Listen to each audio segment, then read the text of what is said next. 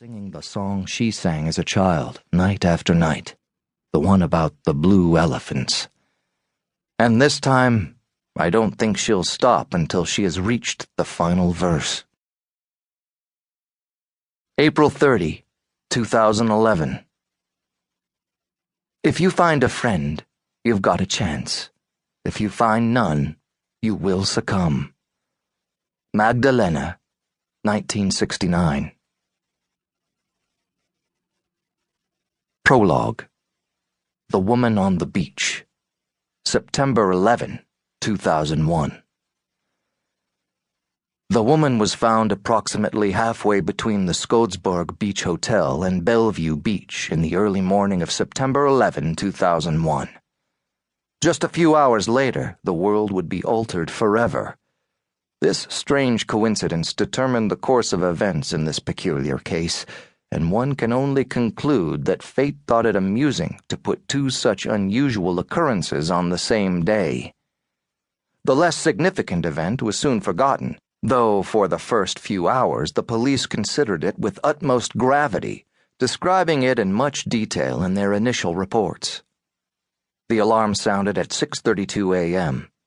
The dead woman was lying close to the edge of the water with her face pressed into a gray sludge of sand, as though she'd try to devour Copenhagener's favorite beach in a single greedy mouthful. Her arms were bent backward, her hands open, and there were small patterns of sand in her palms. This discovery prompted investigators to momentarily speculate that a ritual murder had been committed by some depraved individual.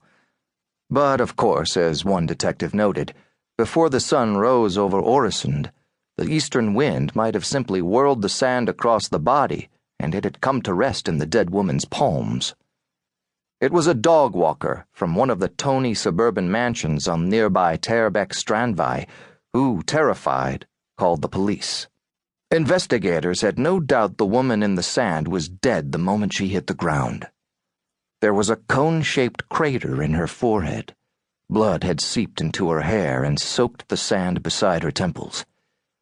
Technicians found the light gray hair on the sharp rock that had pierced her skull, but most of the blood had been washed to sea by the tide long before the body was discovered. The dead woman carried no identification, though her clothes and wristwatch led the police to believe she was from Australia, or possibly New Zealand. But by the time investigators arrived at that conclusion, it was too late. No one was paying attention to a dead woman on a beach in Denmark. No doubt, someone would have dug deeper into the case had the world not been turned upside down during these very hours, and this was a coincidence that no one at the alleged crime scene could have anticipated. As technicians combed the sand around and under the woman for critical leads, two hijacked airplanes flew into New York City airspace, and all activity on God's green earth lost significance. In the days that followed, only one image burned through the airwaves and into the Danish consciousness: the smoking towers and the charred bodies that fell and fell and fell, down and down and down, toward ground zero. If the case of the dead woman ever had a chance of making it to the front pages of the Danish newspapers, that chance was now lost. Most media never mentioned her. Two smaller dailies printed a few lines, and a few weeks later, one reported the police decision to close the case, labeling it an accident. After that, the dead woman literally sank into oblivion. The police had been unable to identify her.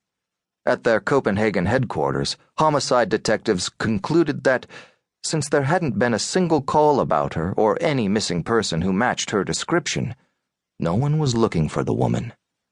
Repeated Interpol searches yielded nothing, and no one came forward to identify the dead woman from the macabre photo of her that had been widely circulated.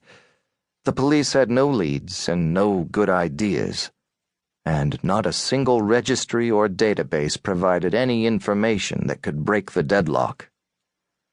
In this way, fate outplayed the efforts of mortals, simply to amuse itself, one might think. But to tell the truth, the police had no serious qualms about dropping the case.